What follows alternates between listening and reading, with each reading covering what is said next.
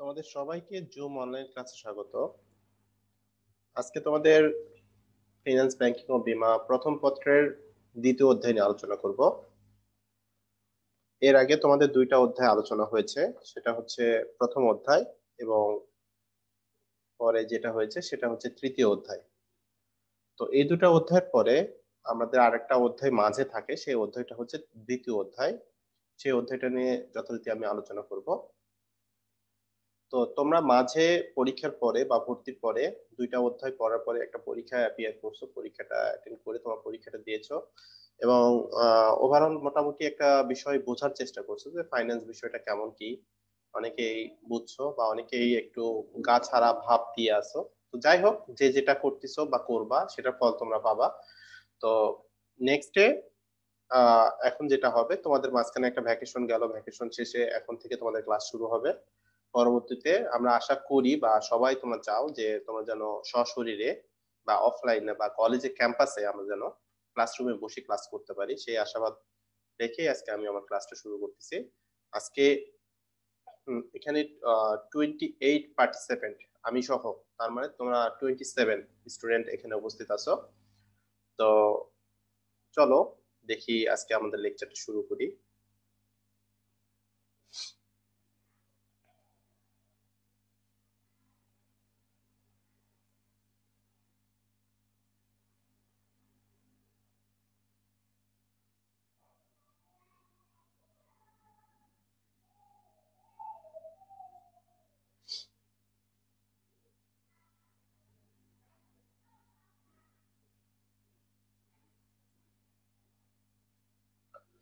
তো দেখো, আজকে তোমাদের যে বিষয়টি আলোচনা করা হবে সেটা হচ্ছে যে দ্বিতীয় অধ্যায়, ফিনান্স প্রথম পত্র এবং লেকচার 1। এবং এই অধ্যায়ের নাম হচ্ছে আর্থিক বাজারের আইনগত দিকসমূহ। এই অধ্যায় থেকে তোমাদের বিভিন্ন ইউনিভার্সিটি ভর্তি পরীক্ষায় অনেক প্রশ্ন এসে থাকে, বিগত বছরগুলোতে আমি দেখেছি। আহ, তো তোমরা যদি এই অধ্যায়টা ভালো মতো বুঝে নিতে পারো বা ক্যাপচার করতে পারো, তাহলে অনেকগুলা প্রশ্ন তোমরা খুব ভালো মতো অ্যান্সার করতে পারবা। সেটা আমি ইউনিভার্সিটির কথা বললাম। এবং প্রত্যেকটা পরীক্ষাতে, বোর্ড পরীক্ষা সহ প্রত্যেকটা পরীক্ষাতে যেটা সিলেবাসে আছে এখান থেকে কোশ্চেন হয়। এবং অনেক স্টুডেন্ট মনে করে ফাইন্যান্সে, অনেক স্টুডেন্ট মনে করে যে আসলে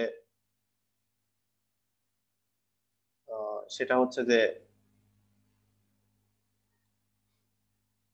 যে থিওরিটিক্যাল কোশ্চেন লিখলে আমরা হচ্ছে একটু সেফ জোনে থাকবো বা পাস করতে পারবো। আসলে বিষয়টা এমন না। যারা ভালো তারা ম্যাথমেটিক্স অ্যান্সার করবে এবং জেনে শুনে করবে, সেই ক্ষেত্রে তারা ফুল মার্কস পাওয়ার একটা সম্ভাবনা থাকে এবং একটা রেজাল্ট তাদের আসে। তো এই দ্বিতীয় চ্যাপ্টারটা তুমি যদি পড়ে অ্যান্সার করো তাহলে ফুল মার্কসই পাবা, আর যদি পড়ে না অ্যান্সার করো তাহলে কিন্তু ফুল মার্কস পাবা না। 3 4 2 0 এরকম যেরকম পড়বা সেরকমই পাবা। একটা জিনিস জেনে যখন লিখবা, টু দা পয়েন্টে লিখবা, স্যাররা কিন্তু মার্কস দেবে। আর টু দা পয়েন্ট না রাখলে মানে মার্কস দিবে না।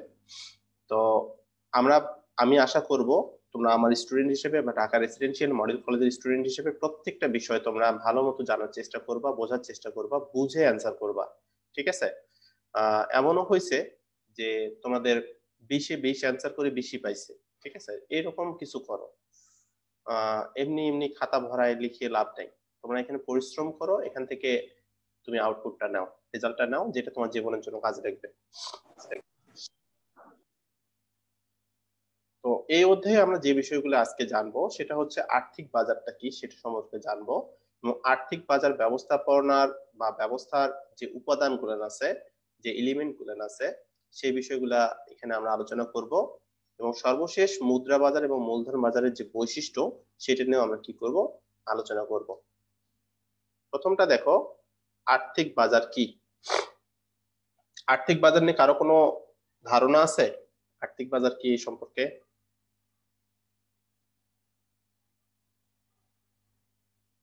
কেউ বলতে পারবে? আর্থিক বাজার কি? না স্যার, একটু বুঝাই দেন। আচ্ছা, তাহলে দেখো, যে বাজারে আর্থিক সম্পদ সমূহ ক্রয় এবং বিক্রয় করা হয় তাকে আর্থিক বাজার বলা হয়। তাহলে এটা একটা বাজার এই বাজারে আর্থিক সম্পদ সমূহ বা ফাইন্যান্সিয়াল যে অ্যাসেট গুলো আছে সেগুলো এখানে কি হয়, ক্রয় এবং বিক্রয় করা হয়। একটা পক্ষ ক্রয় করে আর একটা পক্ষ বিক্রয় করে, ঠিক আছে? তাহলে সেই বাজারটাকে বলা হচ্ছে আর্থিক বাজার। আর্থিক বাজার হচ্ছে এমন একটি স্থান, এটা এমন একটা স্থান বা নেটওয়ার্ক যেখানে বা যার মাধ্যমে তহবিলের চাহিদাকারী, যে তহবিল বা যার অর্থের দরকার, সে যে চাহিদাকারী এবং তহবিলের যোগানদাতা যে যোগান দেয়, একজন ডিমান্ড এবং সাপ্লাইয়ের যে বিষয়টা এখানে চলে আসছে, যার চাহিদা আছে সেও এখানে আসবে, যে সাপ্লায়ার যে যোগানদাতা সেও এখানে আসবে। সেই সম্পদ এখানে আর্থিক সম্পদ কি করা হয়, কেনা এবং বেচা করা হয় এবং মধ্যস্থতাকারী হিসেবে কাজ করে আর্থিক প্রতিষ্ঠান সমূহ। ঠিক আছে, আমার কথা কি বুঝতে পারছো? তোমরা কি বুঝতে পারছো? তাহলে এটা একটা স্থান বা নেটওয়ার্ক, যে স্থান বা নেটওয়ার্কে এখানে দুইটা পক্ষ আসবে, একজন যোগানদাতা আর একজন হলো চাহিদাকারী। যোগানদাতা এখানে যোগান দিবে, সে টাকাটা এখানে বিনিয়োগ করার জন্য আসবে, আর যে পক্ষটা চাহিদাকারী সে এখান থেকে ঋণ হিসেবে টাকাটা নিয়ে যাবে। ক্লিয়ার? এই দুটা বিষয় এখানে থাকবে। আর্থিক বাজারের প্রধান উদ্দেশ্য হচ্ছে মূলধন সংগ্রহ করা বা এখান থেকে ক্যাপিটালটা সংগ্রহ করা, তারল্য এবং ঝুঁকিটা স্থানান্তর করা এবং আন্তর্জাতিক বাণিজ্য মূল্য কি করা, স্থানান্তর করা। এই কথাগুলো কি বুঝতে পারতেছো তোমরা বা বুঝছো? না বুঝলে বলো যে স্যার এই জায়গায় বুঝি নাই।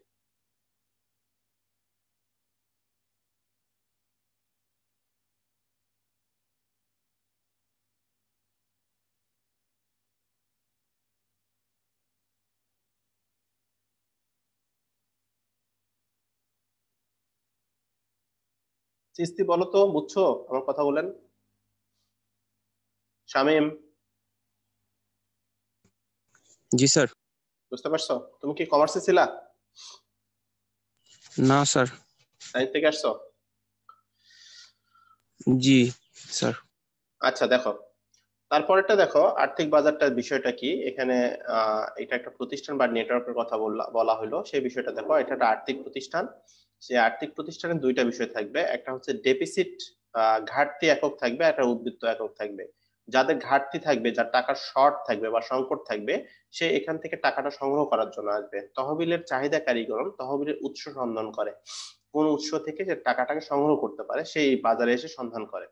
আর যার বিনিয়োগকারী বা যার ডেফিসিট বা সারপ্লাস ইউনিট আছে বা টাকা যার বেশি আছে, সে এখান থেকে কি করবে, এই টাকাটাকে বিনিয়োগের একটা মাধ্যম বা একটা সুযোগ হিসেবে সে এটাকে কাজে লাগানোর চেষ্টা করবে। সে চাইবে যে আমার টাকাটা কোনো একটা পক্ষ আমার কাছ থেকে নেক, এই বাজারের মাধ্যমে নিয়ে একটা নির্দিষ্ট পরিমাণ নির্দিষ্ট সময় শেষে আমাকে একটা ইন্টারেস্ট বা সুদ বা লভ্যাংশ যেটাই বলো না কেন সেটা যেন আমি এখান থেকে নিতে পারি বা গেইন করতে পারি। তাহলে দুইটা পক্ষেরই এখানে প্রয়োজন আছে। সেই দুইটা পক্ষের প্রয়োজন মেটানোর জন্য এটা একটা আর্থিক প্রতিষ্ঠান বা এটা একটা বাজার, যে বাজারের মাধ্যমে দুটা পক্ষের মিলনস্থল আসলে এটা। একজন পক্ষের উদ্বৃত্ত আছে, টাকা বেশি আছে, সেই টাকাটা এখানে খাটানোর জন্য আসছে। আরেকটা পক্ষ যার টাকার ঘাটতি আছে, সে এখান থেকে ঋণ স্বরূপ টাকাটা নেওয়ার জন্য এই প্রতিষ্ঠানে বা এই আর্থিক বাজারে এসে থাকে বা তারা এখানে আনাগোনা করে থাকে। ক্লিয়ার? তো দেখো, আর্থিক বাজার ব্যবস্থাপনায় বা আর্থিক বাজার ব্যবস্থাপনার উপাদানগুলো কি কি দেখো। Component of financial market system, প্রথমে বলা হচ্ছে আর্থিক বাজার ব্যবস্থাপনার উপাদান সমূহ। প্রথমে যেটা বলা হচ্ছে সিকিউরিটিজ। সিকিউরিটিজ শব্দের অর্থ কি সেটা আমরা একটু জানার চেষ্টা করি। আচ্ছা, এখানে বলা হচ্ছে দেখো, স্বল্প মেয়াদি সিকিউরিটিজ হলো ট্রেজারি বিল, বাণিজ্যিক পত্র, ব্যাংকের স্বীকৃতিপত্র, হস্তযোগ্য আমানতের সার্টিফিকেট, পুনঃক্রয় চুক্তি যার মেয়াদ হচ্ছে 1 বছর। সিকিউরিটিজ মাধ্যমে মানে এগুলোর মাধ্যমে কি করা হয়ে থাকে, একটা পক্ষ ঋণ নিয়ে থাকে আর একটা পক্ষ এখানে বিনিয়োগ করে থাকে। আর দীর্ঘমেয়াদী যে সিকিউরিটিজ গুলো হচ্ছে সেটা হলো শেয়ার এবং বন্ড। স্বল্প মেয়াদীটা হচ্ছে 0 থেকে 1 ইয়ার, অর্থাৎ 1 বছরের মধ্যে সময়ের জন্য যে ঋণটা এই বাজার থেকে নেওয়া হয় সেটাকে বলা হচ্ছে স্বল্প মেয়াদী সিকিউরিটিজ, যেটার মেয়াদটা হচ্ছে 1 বছর, সর্বোচ্চ 1 বছর। আর দীর্ঘমেয়াদীটা হচ্ছে এটা 5 বছর, 10 বছর, 15 বছর, 20 বছর। এই যে যার জন্য বা যেটার মাধ্যমে একটা প্রতিষ্ঠান বা একটা যৌথ মূলধনী প্রতিষ্ঠান কি করে থাকে, অর্থটা আনয়ন করে থাকে বা অর্থায়ন করে থাকে বা অর্থটা সংগ্রহ করে থাকে, সেটাকেও বলা হচ্ছে দীর্ঘমেয়াদী সিকিউরিটিজ থেকে। ঠিক আছে?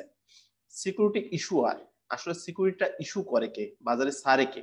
এটা হচ্ছে আর্থিক বাজার। আর্থিক বাজারটা হচ্ছে যেখানে স্বল্প এবং দীর্ঘমেয়াদী সম্পদ ক্রয় এবং বিক্রয় করা হয়, স্বল্প মেয়াদী এবং দীর্ঘমেয়াদী। স্বল্প মেয়াদীটা হচ্ছে 0 থেকে 1 বছর, দীর্ঘমেয়াদীটা হচ্ছে 1 বছরের অধিক সময়ের জন্য যেটা অর্থায়ন করা হয়, সেই অর্থটাকে বলা হচ্ছে আসলে আর্থিক বাজার, সেই বাজারটাকে বলা হচ্ছে আর্থিক বাজার। আমার কথা কি বুঝতে পারতেছো তোমরা? শামিম, বুঝতে পারছো? বুঝতে পারতেছো? স্যার বোঝা যাইতেছে। শাফিন, বুঝতে পারতেছো? জি স্যার। আচ্ছা, ইমাম, গালিব, গালিব আছো? গালিব, স্যার আছি স্যার। আচ্ছা, সিস্তি, সবাই কি বুঝতে পারতেছো? আসিফ, জি ইয়েস স্যার। স্যার। আচ্ছা, একটু জি রেসপন্স, স্যার। আমি একটু কথা বললে একটু রেসপন্স করো, তাহলে ক্লাসটা নিতে ভালো লাগে। কারণ তোমরা সম্পূর্ণ দেখো, তোমাদের আমি ছবি দেখতেছি, তোমাদের তো ফেসিয়ালি এটা দেখতেছি না। আচ্ছা, সিকিউরিটিজ ইস্যুয়ার কারা? দেখো, যে সমস্ত কোম্পানি সিকিউরিটিজ ইস্যু করে মূলধন বাজার থেকে অর্থ সংগ্রহ করে তাদেরকে সিকিউরিটি ইস্যুয়ার বা সিকিউরিটি ইস্যুয়ার বলা হয় বা বিনিয়োগকারী বলা হয়, বিনিয়োগকার। আচ্ছা, এখানে লেখাটা একটু সিকিউরিটি ইস্যুয়ার বলা হয় বা বিনিয়োগকারী বলা হয়। আচ্ছা, সিকিউরিটি ইস্যুয়ারটা হচ্ছে দেখো যারা ইস্যু করে মূলত বাজারে ছাড়ে তাদেরকে বলা হচ্ছে সিকিউরিটি ইস্যুয়ার। যারা বাজারে ছাড়ে, ধরো স্কয়ার কোম্পানি, তাদের সিকিউরিটি ইস্যু করে বা বাজারে ছেড়ে যে এখানে টাকাটা তাদের ফাইন্যান্সটা করে থাকে বা অর্থটা আনয়ন করে থাকে, তাদেরকে বলা হয় সিকিউরিটি ইস্যুয়ার। ইস্যুয়ার মানে ইস্যু করে, বাজারে ছাড়ে। আচ্ছা, বিনিয়োগকারী কারা? বিনিয়োগকারী যারা ইনভেস্টর বা বিনিয়োগকারী যারা টাকাটা খাটায়। আর্থিক বাজারে বিনিয়োগকারীগণ হলো অর্থের যোগানদাতা, অর্থের যোগানদাতা, যারা অর্থটা যোগান দেয়, যারা সিকিউরিটিসটা কিনে নেয়, তারাকে বলা হচ্ছে মূলত বিনিয়োগকারী। এই বিনিয়োগকারী আবার দুই ধরনের হতে থাকে, একটা হলো ব্যক্তি বিনিয়োগকারী হতে পারে, আর একটা হচ্ছে প্রাতিষ্ঠানিক বিনিয়োগকারী হতে পারে। কোনো একটা ব্যক্তি নিজেই সরাসরি এখানে টাকা খাটাতে পারে। প্রাতিষ্ঠানিক। হ্যাঁ, আরেকটা বিষয় হচ্ছে কোনো একটা প্রতিষ্ঠান, স্কয়ার কোম্পানি অন্য একটা কোম্পানি, বেক্সিমকো বা বাটাসু কোম্পানি শেয়ার কিনে নিতে পারে, ওটা হলো প্রাতিষ্ঠানিক বিনিয়োগকারী। আর আমি বা তুমি, তোমরা ব্যক্তিগত বা পার্সোনাল ভাবে যদি কোনো বিনিয়োগ করে থাকো, সে তাকে বলা হচ্ছে ব্যক্তি বিনিয়োগকারী। আমি কি বুঝাইতে পারছি? বুঝতে পারছো? Yes sir. Yes sir. হ্যাঁ, ঠিক আছে। এরপরেরটা দেখো, মার্চেন্ট ব্যাংকার, 4 নাম্বারটা। মার্চেন্ট ব্যাংকার কারা আর মার্চেন্ট ব্যাংকার জিনিসটা কি? দেখো, এটা আমরা একটু জানি, যে সকল প্রতিষ্ঠান কোনো কোম্পানি শেয়ার ইস্যু বা বিক্রয়ের ক্ষেত্রে ইস্যু ম্যানেজার বা অবলেখক হিসেবে ভূমিকা পালন করে থাকে তাদেরকে মার্চেন্ট ব্যাংকার বলে। তাহলে দেখো, শেয়ার ইস্যুর ক্ষেত্রে আসলে কোনো একটা ব্যাংকের ভূমিকা লাগে, ওই ব্যাংকের মাধ্যমে টাকাটা লেনদেন হয়ে থাকে বা ট্রানজেকশনটা হয়ে থাকে। এবং ইস্যু ম্যানেজার আসলে কোনো একটা প্রতিষ্ঠান তার কাজটাকে সরাসরি না করে কোনো একটা প্রতিষ্ঠানের হাতে দায়িত্ব দিয়ে দেয়, সে আসলে ইস্যু ম্যানেজার হিসেবে কাজ করে, সে আসলে দায়িত্বটা নেয়। ওই শেয়ারটা ইস্যু থেকে শুরু করে টাকা আসা পর্যন্ত সম্পূর্ণ দায় দায়িত্ব সে নিয়ে থাকে, তাকে বলা ইস্যু ইস্যু ম্যানেজার বা অবলেখক। সে আসলে এখানে এটার এগেইনস্টে টাকা নেয়, টাকা নিয়ে কাজটা করে থাকে। তাহলে তাদেরকে বলা হচ্ছে মার্চেন্ট ব্যাংকার। ঠিক আছে, এই কাজটাকে যে সম্পাদন করে যে এখানে ইস্যুয়ার বা যে শেয়ারটা ছাড়ছে, বন্ডটা ছাড়ছে, তাদেরকে টাকাটা দিয়ে দেয় এবং ওইটার উপরে একটা পার্সেন্ট তারা পেয়ে থাকে। তাহলে এখানে হইতে পারে কে কে? দেখো, ট্রিপল এ কনসালটেন্ট, ইনিও আসলে মার্চেন্ট ব্যাংকার হিসেবে কাজ করে। আর একটা আছে বাংলাদেশে আইসিবি, ইনভেস্টমেন্ট কর্পোরেশন বাংলাদেশ। আমি কি বুঝাইতে পারছি? তোমাদের কোনো প্রশ্ন আছে এখানে? গালিব, কোনো প্রশ্ন আছে স্যার?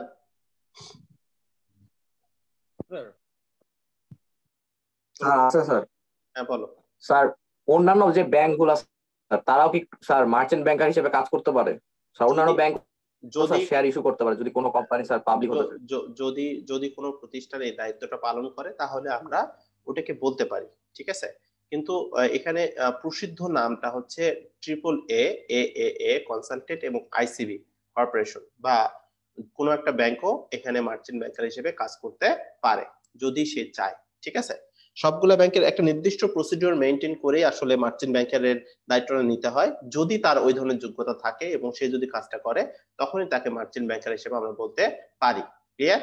শেয়ার ইস্যু বা অবলোকন হিসেবে কাজ করার যদি তারা তার কাজটা করে থাকে সেক্ষেত্রে, আদারওয়াইজ নট। ঠিক আছে, অবলেখক মানে কি ব্রোকার? ওয়ান কাইন্ড অফ, ওইটাই।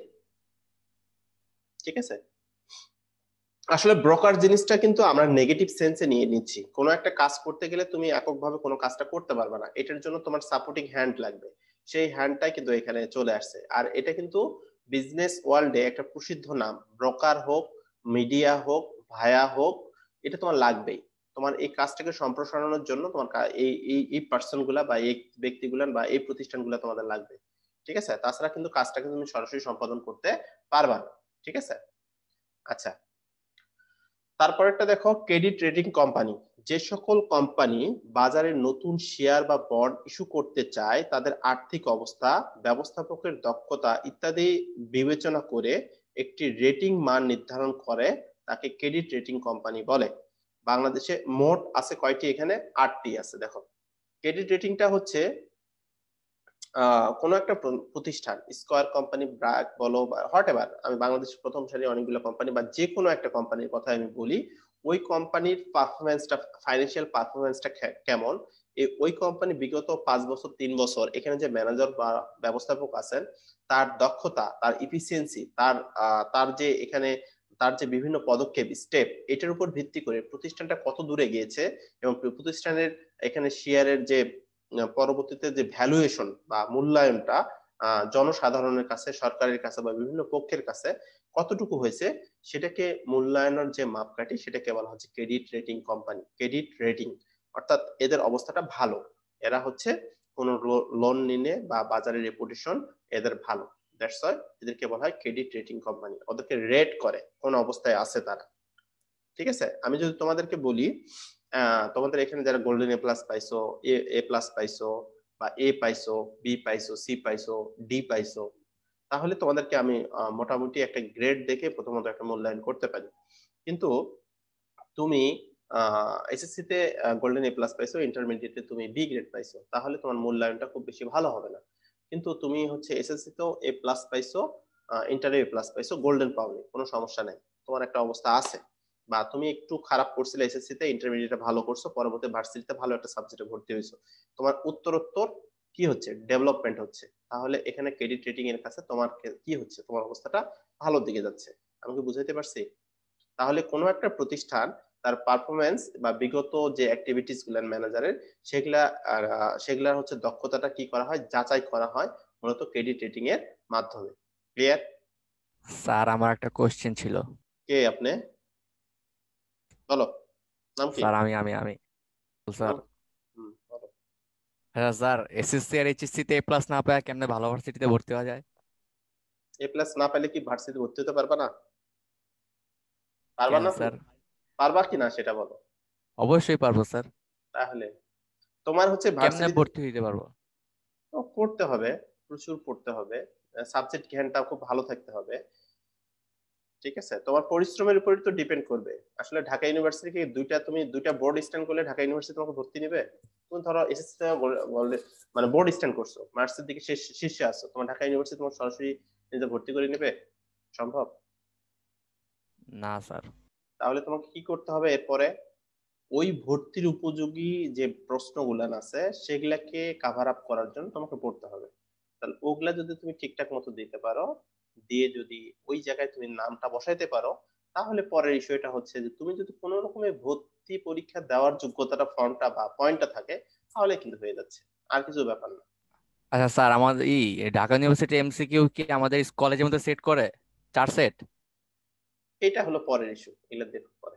ঠিক আছে, এগুলা এই আচ্ছা, একটু ক্লাসে, প্ল্যান করতে হবে তো, আগে ভাগে করে নেই। ওগুলা তো অবশ্যই হবে, ওখানে সেট তো থাকবেই, ওটা ব্যাপার না। ব্যাপারটা হচ্ছে যে আহ ওখানে সময় নেই আসলে কেউ কাউকে তোমাকে হেল্প করবে বা স্যাররা ওখানে সেই রকম গার্ড থাকবে, ওগুলাতে খুব বেশি সুযোগ পাবা না। আর ওখানে তোমার খাতা নিলে ওই তোমার খাতা বাতিল।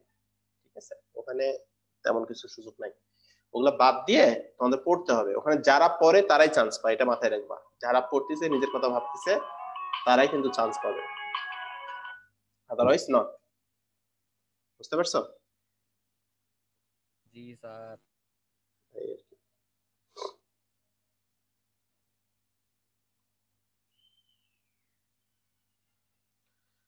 তো ক্রেডিট রেটিংটা বুঝতে পারছো তো নাকি? কোনো সমস্যা আছে?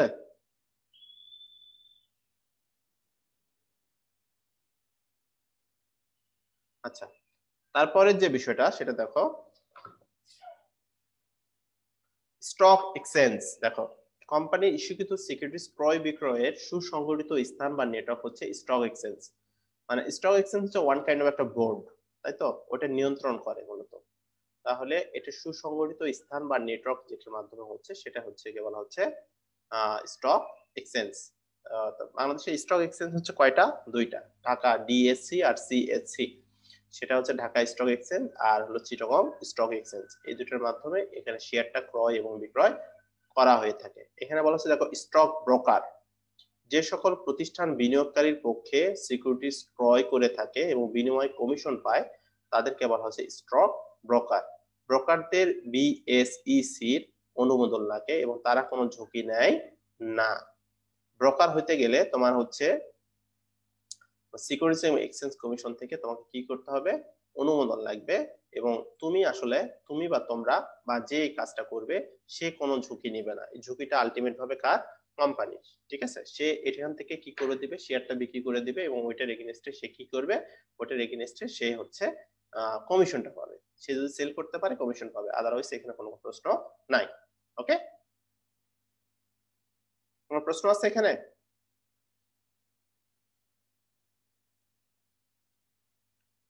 তারপর দেখো, স্টক ডিলার। ডিলার কারা? তারা দেখো, স্টক ডিলার বলতে এমন একটি প্রতিষ্ঠানকে বোঝায় যারা নিজেদের জন্য সিকিউরিটিজ কি করে থাকে? ক্রয় করে থাকে। ক্রয় করে থাকে এবং যারা হচ্ছে ঝুঁকি নেয়। ডিলারটা হচ্ছে কোনো একটা কোম্পানির, তারা হচ্ছে শেয়ারটা বা সিকিউরিটিজ গুলো কিনে নেয়। কিনে নিয়ে যেহেতু সে কিনতেছে, কিনে সে পরবর্তী সেল করতে যাচ্ছে সেটা, তাহলে এটার এগেইনস্টে তাকে অবশ্যই কি নিতে হবে? ঝুঁকি নিতে হবে, তাই তো? ঝুঁকি। আগের স্লাইডে একটু যাবেন। কেন, কি হলো? মিস করছি। মিস করছো? দেখছো? Yes sir. আচ্ছা, তারপরেটা দেখো, ডিপোজিটরি। ডিপোজিটরিটা দেখো, ডিপোজিটরি যে সকল প্রতিষ্ঠান ইলেকট্রনিক পদ্ধতিতে, এখানে আসলে ইংলিশটা লিখতে হইতো, পদ্ধতিতে কেন্দ্রীয়ভাবে সিকিউরিটি সংরক্ষণ করে এবং হস্তান্তর করে তাদেরকে বলা হয় ডিপোজিটরি। বাংলাদেশে ডিপোজিটরি সিস্টেমের মাধ্যমেই আসলে এখানে শেয়ারটা ক্রয় এবং বিক্রয় করা হয়ে থাকে। এটা অনলাইনে হয়। এখানে হলো সিডিএস, সেন্ট্রাল ডিপোজিটরি সিস্টেম। ঠিক আছে, এটার মাধ্যমেই আসলে এখানে ট্রানজেকশনটা হয়ে থাকে, কোন শেয়ার ক্রয় এবং বিক্রয় হয়ে থাকে। সর্বশেষ 10 নম্বরে যেটা, সেটা দেখো, বাংলাদেশ ব্যাংক ও বাণিজ্যিক ব্যাংকগুলো। বাংলাদেশ ব্যাংক সরকারের পক্ষে treasury bill, treasury note, treasury bond issue করে এবং বাণিজ্যিক ব্যাংকগুলো বিভিন্ন মেয়াদের ঋণ দিয়ে থাকে। তাহলে এরাও করে থাকে। তাহলে আর্থিক বাজারের ব্যবস্থাপনার উপাদান। আর্থিক বাজারটা হচ্ছে সেই বাজার যেখানে অর্থ বা আর্থিক সম্পদ সমূহ, স্বল্প এবং দীর্ঘমেয়াদী অর্থ বা আর্থিক সম্পদ কি হয়ে থাকে? ক্রয় এবং বিক্রয় হয়ে থাকে। একটা পক্ষ দেয় আর একটা পক্ষ নেয়। তাহলে এখানে ঘাটতি যাদের আছে তারাও আসে এবং যাদের বেশি আছে টাকা তারাও আসে। যাদের বেশি আসে তারা এখানে বিনিয়োগ করে, যাদের ঘাটতি আছে তারা এখান থেকে টাকাটা সংগ্রহ করে। কোনো সমস্যা? আচ্ছা, তো দেখো, আর্থিক বাজার ব্যবস্থাপনার উপাদানের মধ্যে সর্বশেষ যেটা আসছে সেটা দেখো, Bangladesh securities and exchange commission. সেটা দেখো, স্টক এক্সচেঞ্জ নিয়ন্ত্রণকারী সংস্থা হলো Bangladesh securities and exchange commission. এখানে এটা শর্ট ফর্মটা হচ্ছে বিএসইসি।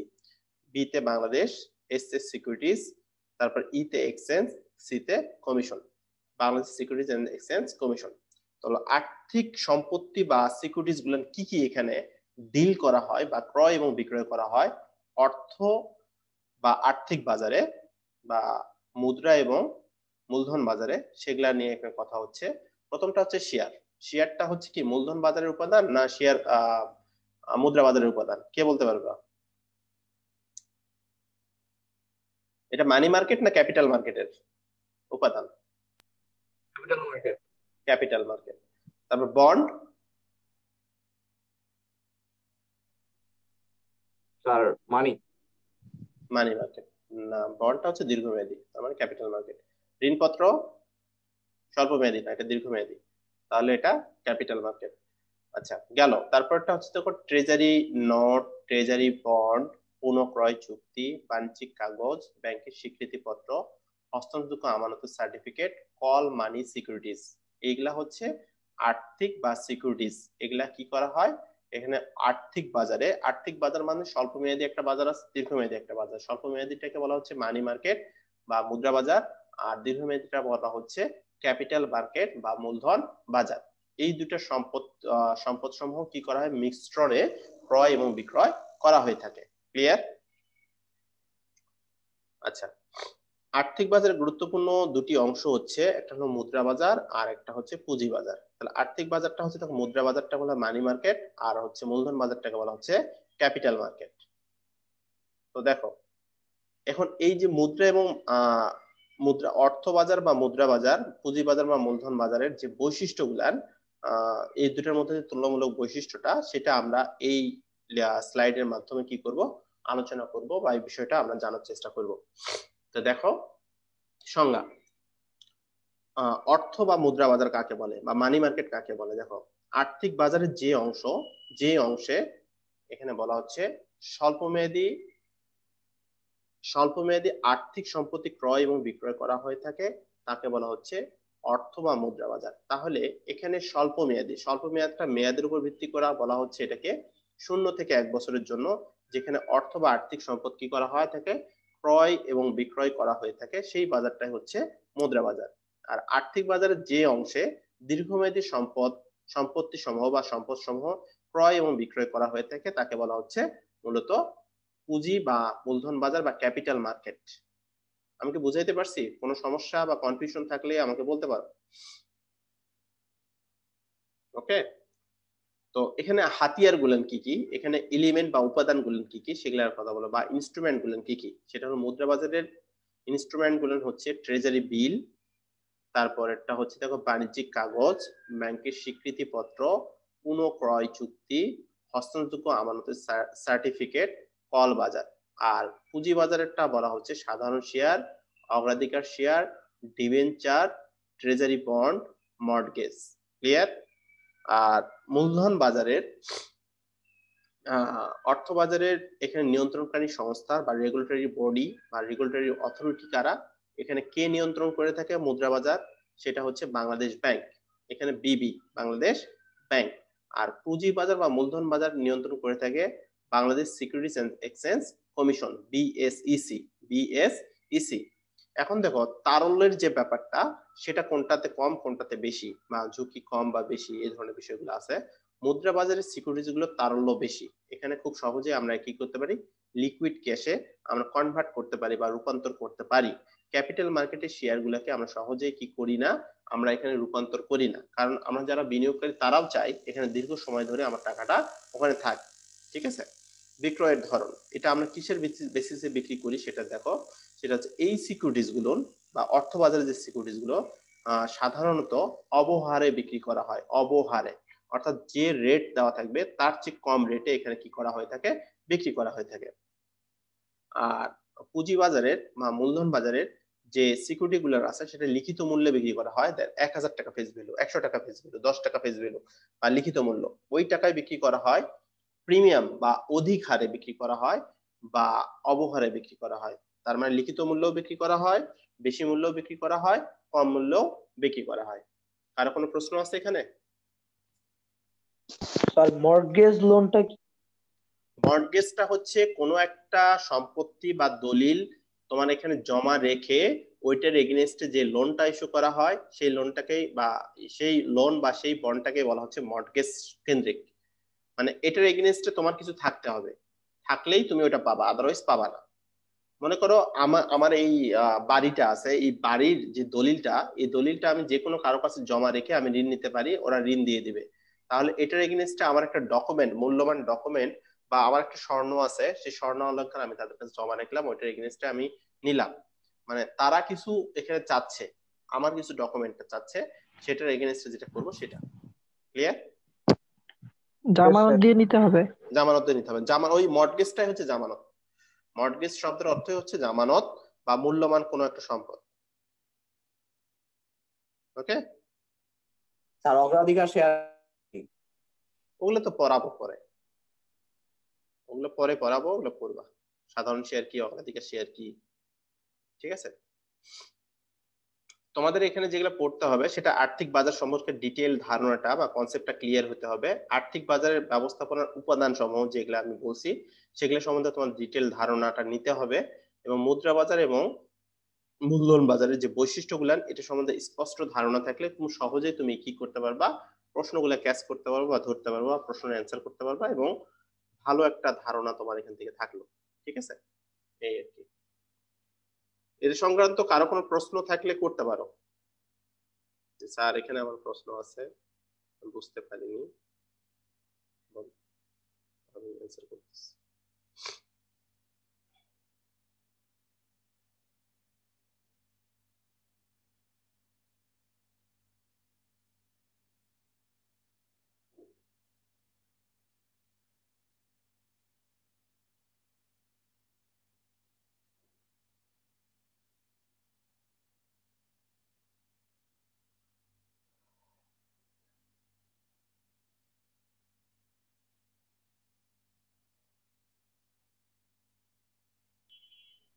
হ্যাঁ স্যার, এদিকে স্যার এই যে সিকিউরিটিজ কিনা বেচি করে যে স্যার, সিকিউরিটি জিনিসটা কি এদিকে?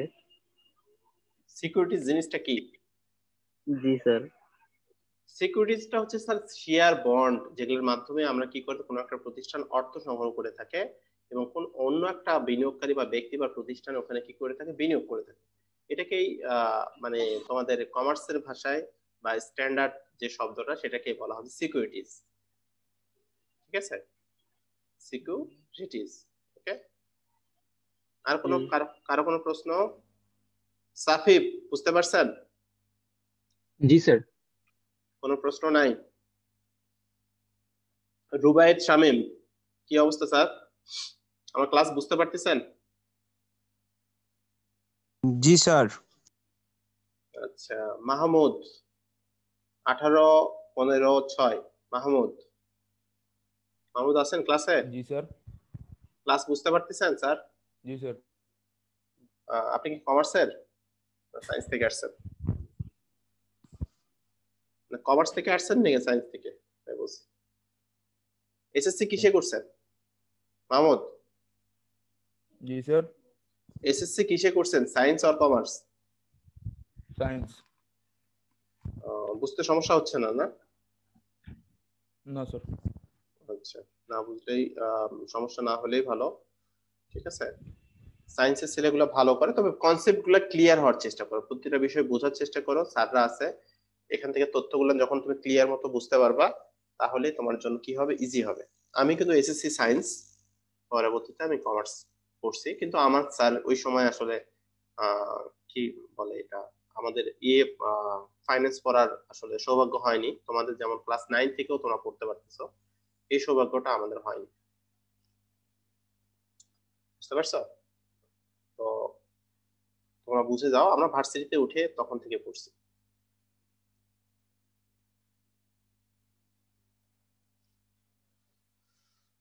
তো আমি ধরে নিব তোমাদের তেমন কোনো সমস্যা নাই, এই তো?